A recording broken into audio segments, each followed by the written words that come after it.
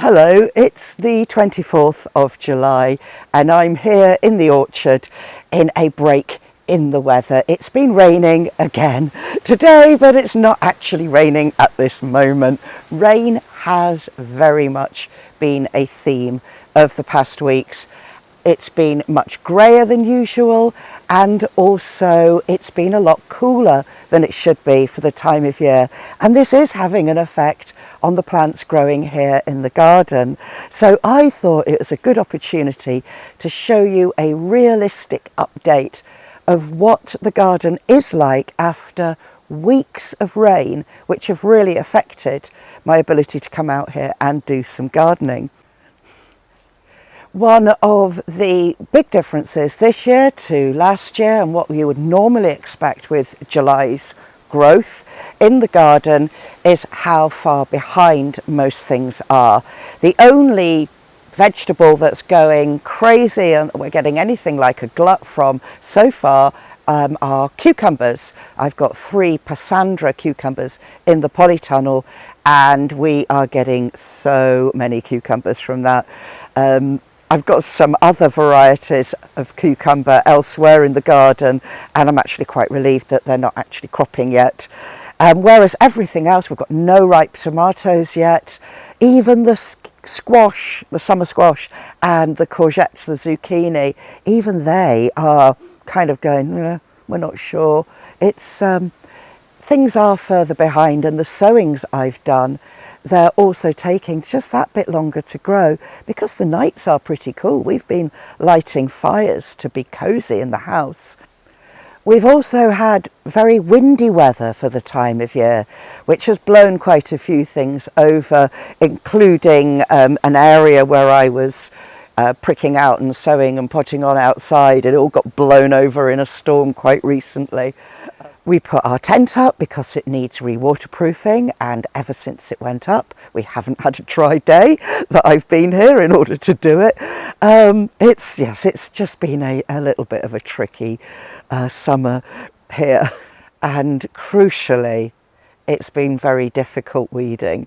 And of course, wet weather is just perfect for weeds. It's also perfect weather for slugs. So come with me and I will take you on a tour of my garden.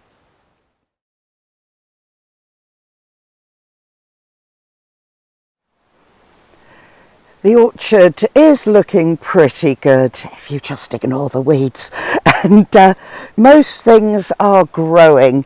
The asparagus got flattened in the recent wild weather, and there are quite a few weeds popping up in there that I'm not like obsessed, oh my goodness, there's a weed, but asparagus really is better grown without a huge amount of other plants in there.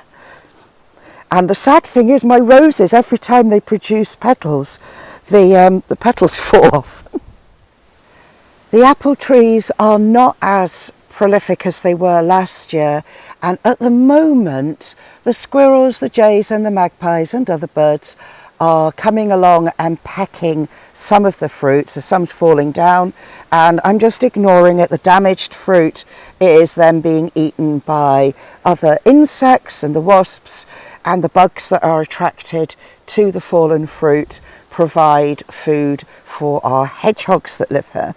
This is one of my beans that are for drying, and one thing I've noticed again from this much cooler, darker past few weeks than we would have hoped for the time of year, I haven't had any beans yet except for a few dwarf French beans, some bush beans.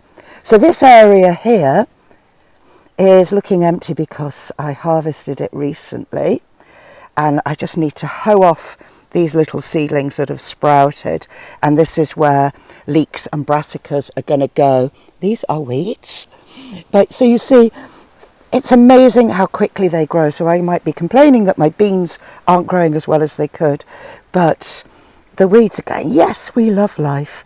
Now these squash are a later sowing, and they're just an experiment to see if they produce anything. And these are the squash that went in at the usual time. Some of it's winter squash, some summer squash, and again hardly any fruit so far. I've been harvesting loads of fruit from the fruit cage, which is brilliant, including blueberries. So I'm very happy about that. We've been making summer pudding, which is wonderful.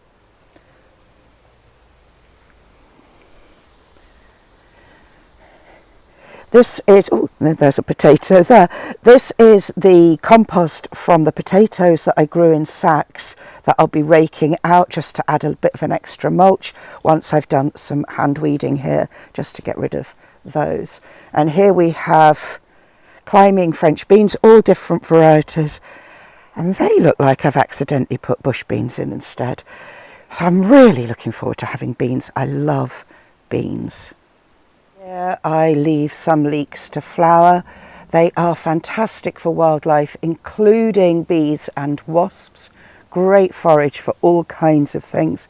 They also make beautiful house flowers too, but I leave mine for the little beasties in the garden. It's ever so easy to do. You just leave a few plants. Oh, and there's all of the outside blackcurrants, and I have quite a lot, have been harvested now, some by me and some by the birds. So anything out of the fruit cage is shared with the wild things. These are a later main crop potato, and we've got perfect blight weather here.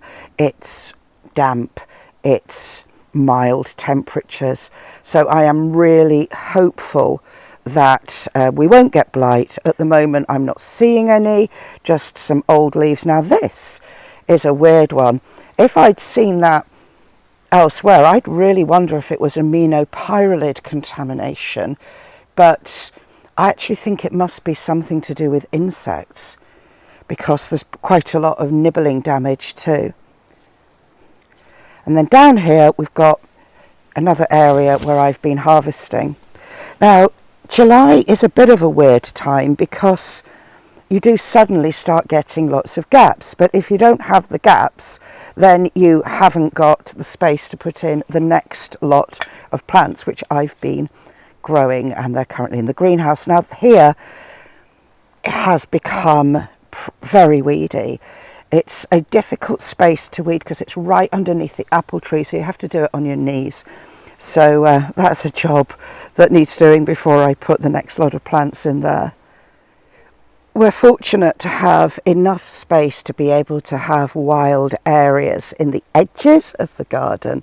And here there are brambles which have been full of bees and butterflies and moths, and I'm looking forward to the harvest too. Brambles really like this weather. They think this is marvellous, and I am going to have to get out here and do some pruning because they're on a mission now, and the mission seems to be to go in my polytunnel. The polytunnel is looking great. I am so happy with it. Be even happier if some of the tomatoes ripened. And I need to do some side shooting.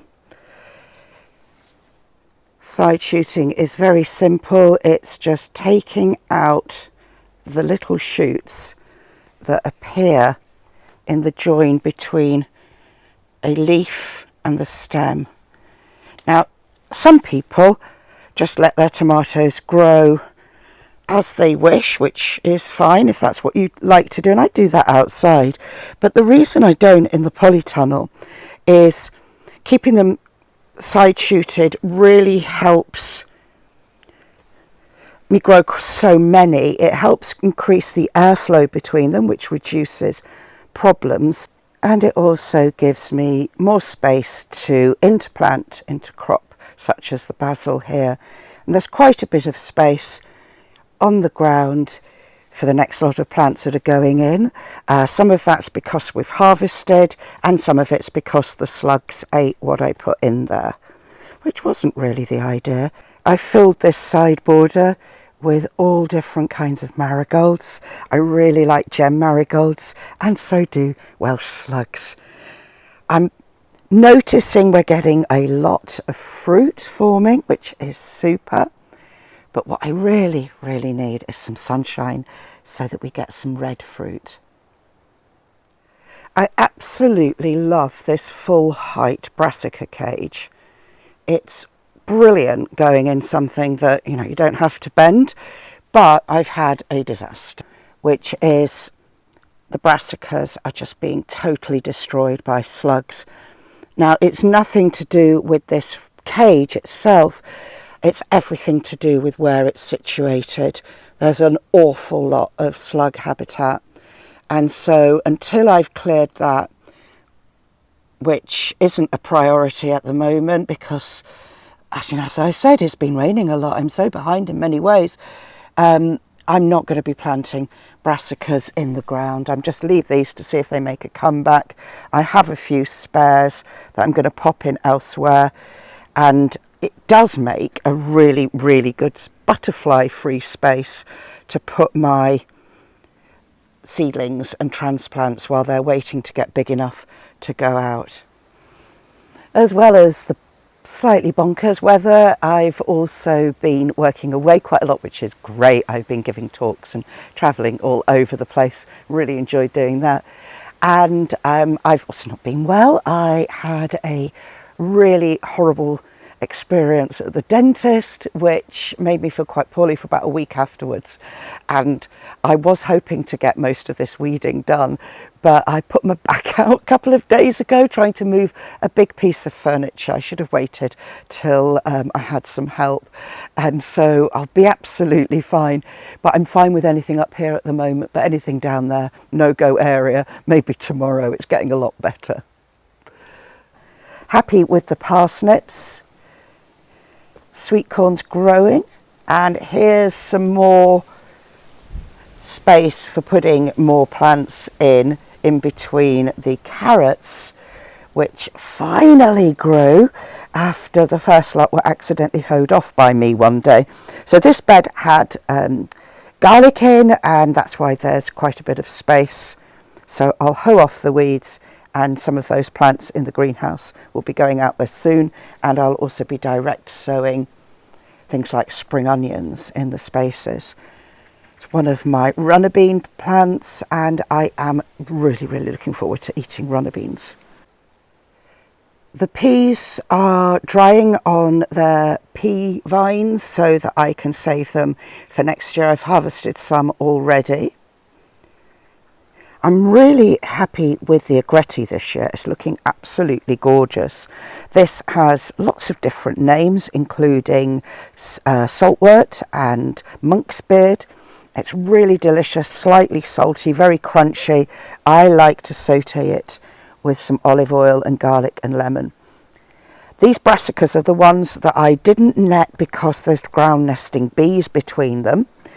And it's been absolutely brilliant seeing how the wasps have started to remove the caterpillars and the plants grow through the damage that initially happened. I harvested a really big cabbage from here yesterday. I hope you've enjoyed my little tour of the garden at the moment. Weeds and all. It's important, I think, to show that there are some bits that are going brilliantly and other bits that, life. And I'm going to get the bigger weeds out, because if I don't, they're going to start taking over, and then I won't have room for the brassicas and the food I do want to grow. The lawn needs mowing. It's growing far too much because I can't get to it. But, I think you've just got to work out your priorities. And it's like, well, I can do this. And sowing at the moment, certain things, that's much more of a priority than mowing the lawn. That can wait. But I am keeping my fingers crossed that we do get a few days of dry weather when I'm home, and I can catch up with a few outdoor things without getting swept away into the river.